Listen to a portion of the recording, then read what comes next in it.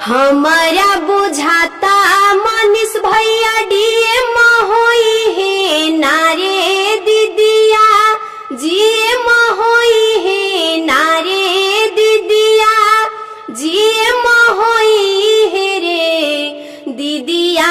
हिंद के सितारा उता सीएम होई है मोदी जैसा पीएम होई है रे दीदिया। हिंद के सितारा उता सीएम होई है मोदी जैसा पीएम होई है। क्या बात, बहुत अच्छा। आपको लगता है कि मनीष कश्यप सच में सीएम लायक है? मनीष भाई है ही इतना अच्छा इंसान। हाँ। गरीबों के मसीहा है। हाँ। सन ऑफ बिहार कहा जाता है। मामला सुलझल नाही हार गइल बिहार सरकार, मामला सुलझल नाही हार गइल बिहार सरकार। तब मनीष भैया गइले तमिलनाडु कारागार, तब मनीष भैया गइले तमिलनाडु कारागार। कि काम करे ले सच्चाई के मन है नहीं हार, काम करे ले सच्चाई के मन है नहीं हार। तब मनीष भैया गइले तमिलनाडु कारागार, तब मनीष भैया गइले तमिलनाडु कारागार।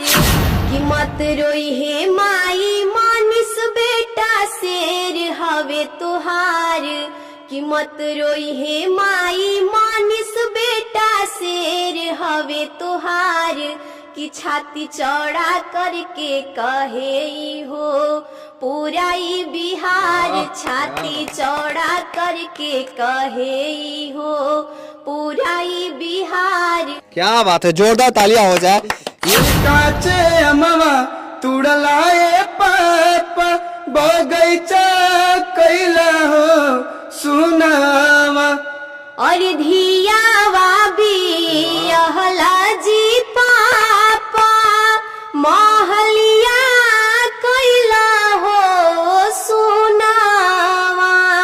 मनीष कश्यप एक ऐसा चेहरा बन गए हैं जिनकी चर्चा पूरे देश में हो रही है। फेसबुक, ट्विटर, हर जगह वो ट्रेंड कर रहे हैं। और देखिए अभी मेरे साथ उनका एक समर्थक है, फैन है, जिनका नाम सुष्मिता पासवान है, जो कि उनके ऊपर गाना गाई और वायरल हो गई। पहले तो आपको बहुत बहुत बधाई, आप सोशल मीडिया पे वायरल हो रही हैं।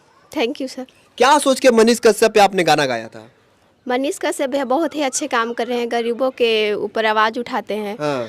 और बहुत ही मतलब एक ऐसे रिपोर्टर हैं जो मतलब झूठ को सच को दिखाते हैं हम लोग के सामने। हाँ, झूठ और सच को दिखाते हैं। हाँ। इसलिए आपने गाना लिखा। यस सर। हम चाहते हैं कि जो गाना आपने गाया है वो एक बार फिर से गाइए, हमारे दर्शकों को सुनाइए। जी। हमारा बुझाता मनीष भैया डीएम होई है नारे दीदिया, जीएम होई है नारे दीदिया, जीएम होई है रे दीदिया। हिंद के सितारा उता सीएम होई है मोदी जैसा पीएम होई है रे दीदिया। हिंद के सितारा उता सीएम होई है मोदी जैसा पीएम होई है रे। क्या बात है। एक बार जोरदार तालियां हो जाए इनके लिए। जी सर, बिल्कुल। बहुत अच्छा गाना गाया आपने। थैंक यू सर। क्या सोच के आपने इतना अच्छा गाना लिखा है? सीएम होइए, डीएम होइए, आपको लगता है कि मनीष कश्यप सच में सीएम लायक है? मनीष भाई है ही इतना अच्छा इंसान। हाँ, उनको सीएम बनाइएगा? हाँ जरूर बनेंगे। हाँ, लगता है कि वो सीएम बनने लायक है वो? जी सर। हाँ, कैसे लगता है? गरीबों के मसीहा है। हाँ। सन ऑफ बिहार कहा जाता है। हाँ। हाँ। इसलिए वो सीएम बनने लायक है। बनने लायक है। हाँ। जी। देखिए मनीष कश्यप एक ऐसा चेहरा है जिनके लिए बड़े बड़े नेता मंत्री लोग आ रहे हैं, सपोर्ट कर रहे हैं, कुछ तो बात है, पर कहीं ना कहीं प्रशासन अभी उनके पीछे पड़ी हुई है। तमिलनाडु गए हैं, अभी वहां पे कोर्ट सुनवाई कर रही है। ऐसे में देख सकते हैं उनका एक फैन है जो कि इतना अच्छा गाना गा रही है, इतना अच्छा लय में गा रही है, कहीं ना कहीं काबिल तारीफ है। पहले तो आपको बहुत बहुत बधाई, आप बहुत अच्छा गा रही है। थैंक यू सर। बस आप लोग का आशीर्वाद है। हाँ हाँ। क्या बनना चाहती हैं आप? बनना तो एक बहुत बड़ा सिंगर है, पर देखिए। सिंगर बनना चाहती हैं? Yes, sir। और अच्छा भी गाती है, बन जाइएगा, जरूर बन जाइएगा। पता नहीं, आप लोग का आशीर्वाद होगा तो जरूर बनेंगे। हाँ हाँ हाँ। और भी कोई गाना लिखिए मनीष कश्यप पे? यस सर। जी गाइए। मामला सुलझल नाही, हार गइल बिहार सरकार। मामला सुलझल नाही, हार गइल बिहार सरकार। तब मनीष भैया गइले तमिलनाडु कारागार। तब मनीष भैया गइले तमिलनाडु कारागार। कि काम करेले सच्चाई के ई मनिहे नहीं हार। काम करेले सच्चाई के ई मनिहे नहीं हार। तब मनीष भैया गइले तमिलनाडु कारागार। वाह, तब क्या बात, मनीष भैया गइले तमिलनाडु कारागार। क्या बात है, क्या बात है, जोरदार तालियां हो जाए। और भी आगे। हाँ हाँ है। गाइए। कि मत रोई हे माई, मनीष बेटा शेर हवे तोहार। कि मत रोई हे माई, मनीष बेटा शेर हवे तोहार। कि छाती चौड़ा करके कहे ई हो पूरा ई बिहार। वाह, छाती क्या बात। चौड़ा करके कहे ई हो पूरा ई बिहार। क्या बात है, जोरदार तालियां हो जाए। ये जो गाना लिखी है ना, वो गाना का मतलब बनता है और एक एक शब्द जो है कहीं ना कहीं मायने रखता है, बिहार के लिए मायने रखता है। और बहुत सारे लोग हैं जो कि मनीष कश्यप से कहीं ना कहीं इमोशनली जुड़ चुके हैं, उनके लिए गाना बहुत अच्छा है और जरूर उनको अच्छा लग रहा होगा। ये गाना क्या सोच के लिखे थे आप?